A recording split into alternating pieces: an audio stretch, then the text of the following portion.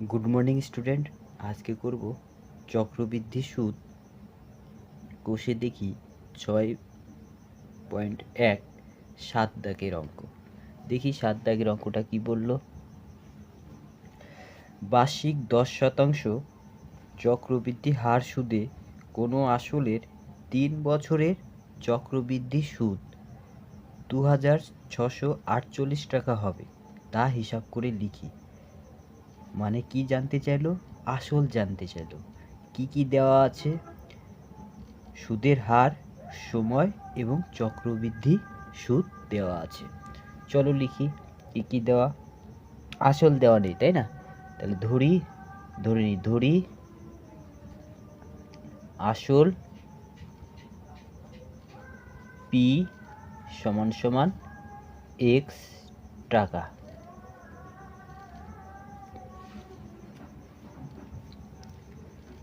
সময় কত? সময় টি সমান সমান 3 বছর। সুদের হার কত?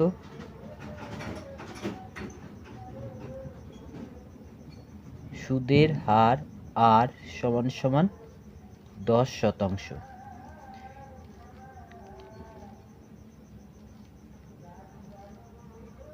সমূল চক্রবৃদ্ধি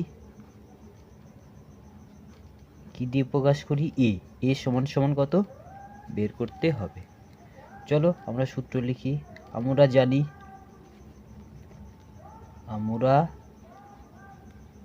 জানি কি জানি?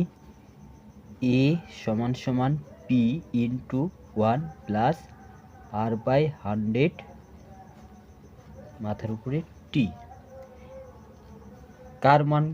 যার যার মান আছে বসিয়ে দিই। তাহলে এ সমান সমান পি মানে আসল, পি কত টাকা? আসল কত টাকা? এক্স টাকা ইন্টু 1 প্লাস আর এর মান কত? 10, নিচে কত? 100, মাথার উপরে কত? মানে টি কত? টি হচ্ছে 3 বছর। তাহলে এ সমান সমান এক্স ইন্টু 100 আর 10 যোগ করে দিলে কত? 110, নিচে কত? 100, টি কত? 3। তাহলে এ সমান সমান এক্স ইন্টু 110 বাই 100 কবার হবে? 3 বার হবে। 110 বাই 100, 110 বাই 100। শূন্য শূন্য কাটলো, শূন্য শূন্য কাটলো, শূন্য শূন্য কাটলো। এ সমান সমান 11 11 আর 11, 3টে 11 গুণ করলে কত হয়? 3টে 11 গুণ করলে হয় 13 31, সঙ্গে এক্স, নিচে 10 10 10 গুণ করলে কত হবে? 1000। তাহলে এ সমান সমান এ মানে কি? সমূল চক্রবৃদ্ধি কত বেরোলো? 1331 এক্স বাই 1000 টাকা। তাহলে এটা মানে কি? সমূল চক্রবৃদ্ধি, মানে এর মধ্যে সুদ এবং আসল দুটোই আছে। তাহলে আমাদের কি দেওয়া আছে? 7 নম্বর অঙ্কে সুদ দেওয়া আছে। তাহলে আমরা সুদ বের করি। চক্রবৃদ্ধি সুদ সমান সমান কি? এটা থেকে সমূল চক্রবৃদ্ধি থেকে কি বাদ দিব? আসল।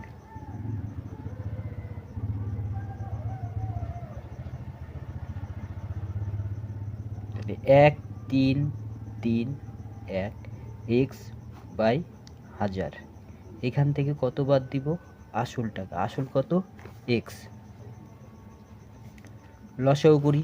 লসাগু করলে কত হয়? 1000 1000 1000 মিলে গেল, কিচ্ছু করতে হবে না, উপরে যে থাকে সে বসে গেল। এক্স কে কত দিয়ে গুণ করতে হবে? 1000। তাহলে কত হয়? 1000 এক্স। 1331 এক্স থেকে 1000 এক্স বাদ দিলে কত থাকে? 331 এক্স বাই 1000। এটা কি বেরোলো? এটা বেরোলো চক্রবৃদ্ধি সুদ। আর এই চক্রবৃদ্ধি সুদ কি দেওয়া আছে? তাহলে কি লিখতে পারি? শর্তানুসারে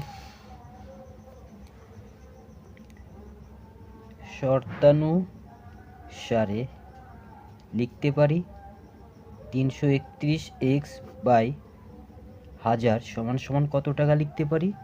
লিখতে পারি 2648 টাকা, 2648, বা আর গুণ করে দিই, 1000-এর সঙ্গে এটা গুণ হবে, তাহলে কি লিখতে পারি 331x সমান সমান 2648, আর 1000 দিয়ে গুণ করলে কি হয় 3টা 0, বা x সমান সমান কি লিখতে পারি 2648 0 0 0, আর x এর সঙ্গে 331 গুণ আকারে ছিল, সমান সমানের ওই পাশে গিয়ে ভাগ হলো, বা x সমান সমান 331 দিয়ে ভাগ করলে কত পাই, 331 দিয়ে ভাগ করলে 8, আর কটা শূন্য 1 2 3, 8000 টাকা। তাহলে আসল কত টাকা, আসল সমান সমান 8000 টাকা, এটাই উত্তর।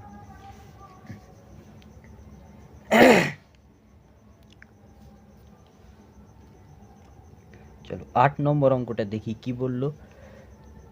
রহমত চাচা বার্ষিক 9% চক্রবৃদ্ধি হার সুদে কিছু টাকা সমবায় ব্যাংকে জমা রেখে 2 বছর পরে সুদে আসলে 29,702 টাকা 50 পয়সা ফেরত পেলেন। রহমত চাচা কত টাকা সমবায় ব্যাংকে জমা রেখেছিলেন? মানে কি বলল, রহমত চাচা কিছু টাকা জমা রেখেছিলেন কত বছরের জন্য, 2 বছরের জন্য। সুদের হার কত ছিল, 9%। সেই 2 বছর পরে তিনি সুদ আর আসল মিলে কত টাকা পান, এই টাকাটা পান।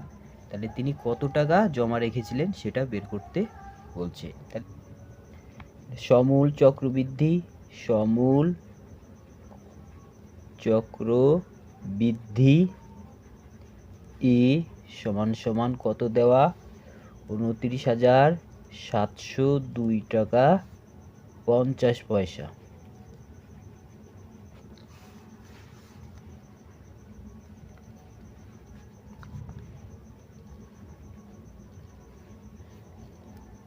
সময় কত দেওয়া, সময় টি সমান সমান 2 বছর।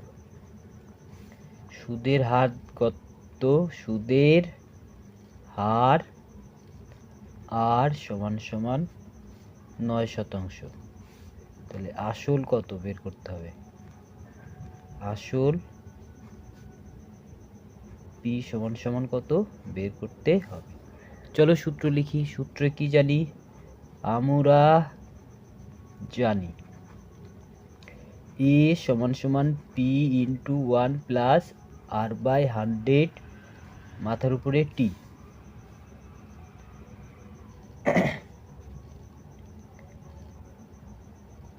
এ সমান কত, এ সমান সমান হচ্ছে 29,702 টাকা 50 পয়সা।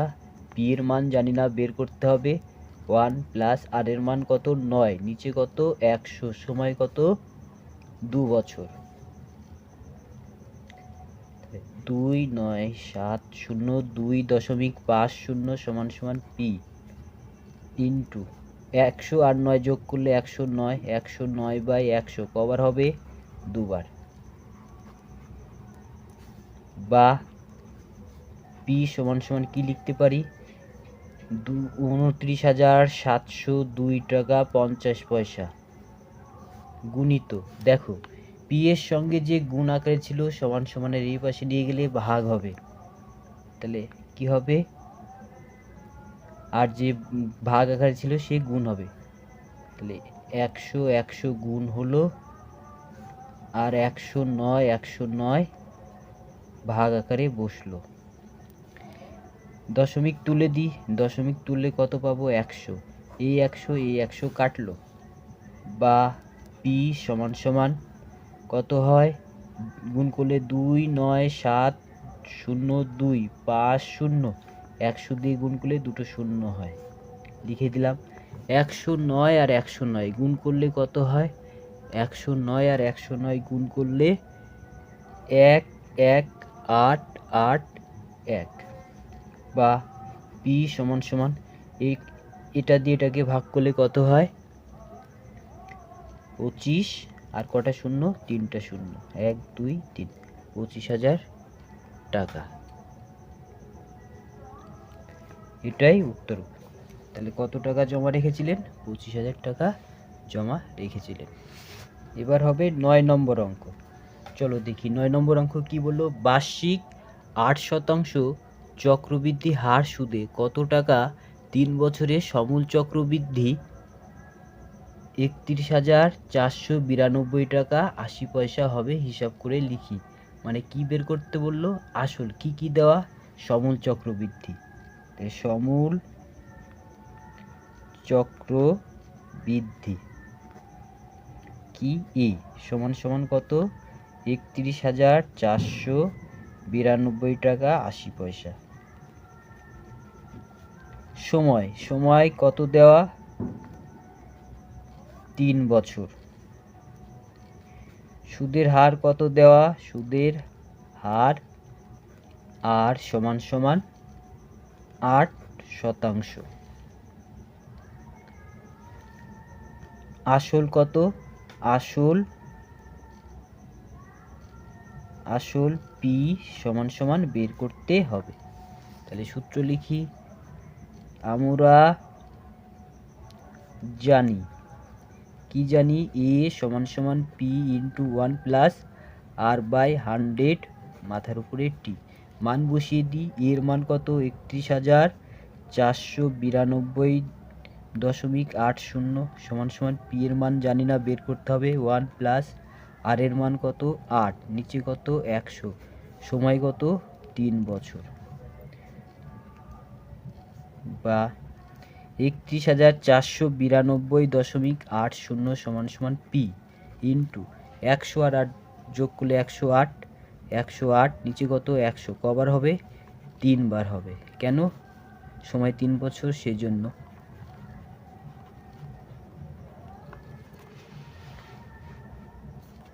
বা পি সমান সমান কি লিখবো? 31,492.80। পি এর সঙ্গে যে গুণ আকারে ছিল এই পাশে এসে ভাগ হবে, আর যে পি এর সঙ্গে ভাগ আকারে ছিল এই পাশে এসে গুণ হবে। তাহলে 100 গুণ হবে, 3টা 100 গুণ হবে, আর নিচে কি হবে? 108, 108, 108। এই দশমিক তুলে দিই। দশমিক তোলার জন্য কত হবে? দশমিকের জন্য 1 আর দুটো ঘরের জন্য দুটো শূন্য। এই 100 এই 100 কাটলো। বা পি সমান সমান কি লিখতে পারি? 3, 1, 4, 9, 2, 8, 0। আর কটা শূন্য আছে এখানে? 100 দুটো দুটো 4টে, 1, 2, 3, 4।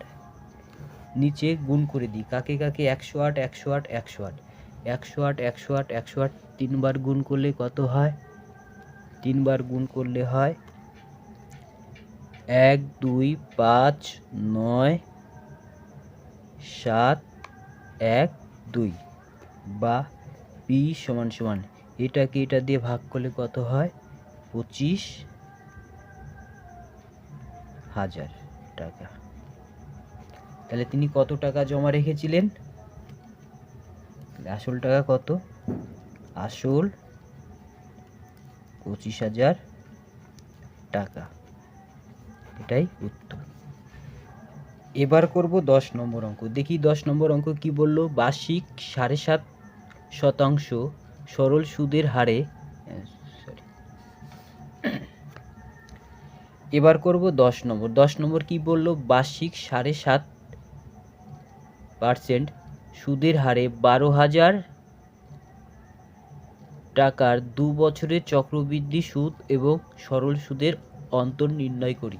মানে চক্রবৃদ্ধি সুদ একবার বের করব আর সরল সুদ একবার বের করব, আর তাদের বিয়োগফল কত সেটা বের করব। চলো করি। 10 নম্বর অঙ্ক। আসল কত টাকা? আসল পি সমান সমান 12,000 টাকা।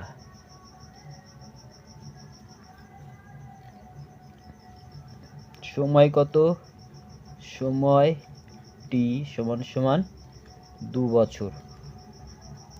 সুদের হার কত? সুদের আর আর সমান সমান 7.5 শতাংশ। সমূল চক্রবৃদ্ধি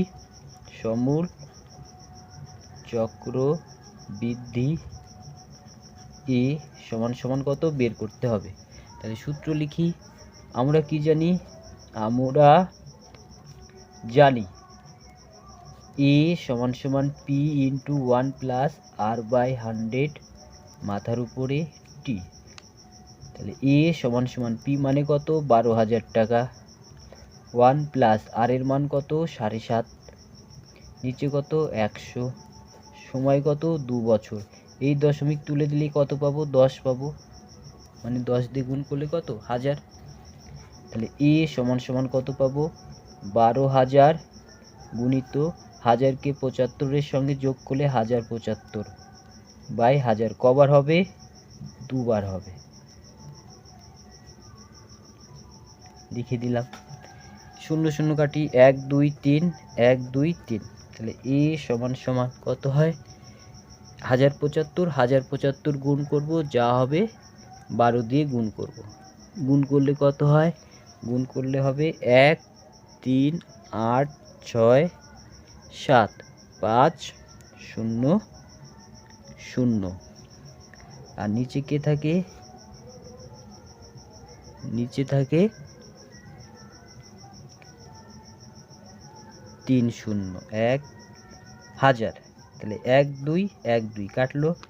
এ সমান সমান 10 দিয়ে ভাগ করা মানে কি? এক ঘর পর দশমিক ডান দিক থেকে 1 3 8 6 7 5 এক ঘর পর দশমিক। বা এ সমান সমান কি লিখতে পারি? 1 3 8 6 7 দশমিক 5 0। কেন 0 লিখলাম? দশমিকের পর দু ঘর লিখতে হয়, লিখলে ভালো লাগে দেখতে। তাহলে এত টাকা। তাহলে কত হলো? 13,867.50 টাকা। এটা কি? এটা হচ্ছে সমূল চক্রবৃদ্ধি, মানে সুদ আর আসল। তাহলে সুদটা কত? তাহলে চক্রবৃদ্ধি সুদ সমান সমান কত? 13,867.50 থেকে 12,000 বাদ বিয়োগ করলে কত থাকে? 1,867.50 টাকা। এটা হচ্ছে চক্রবৃদ্ধি সুদ। এবার কি বের করব? সরল সুদ। তাহলে লিখে নিই। সরল সুদের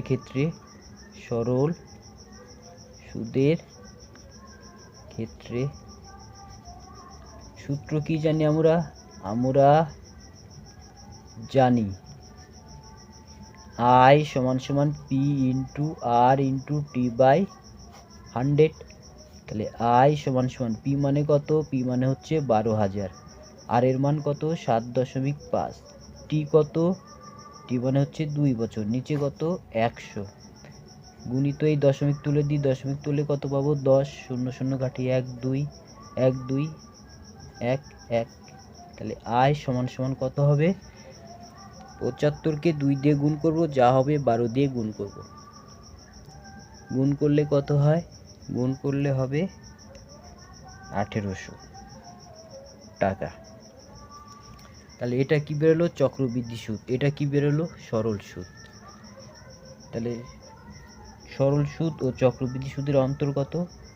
তাই লিখি চক্রবৃদ্ধি সুদ ও সরল সুদের অন্তর সমান সমান কত? 1867.50 থেকে 1800 বিয়োগ সমান সমান কত হয়? 67.50 টাকা। এটাই উত্তর।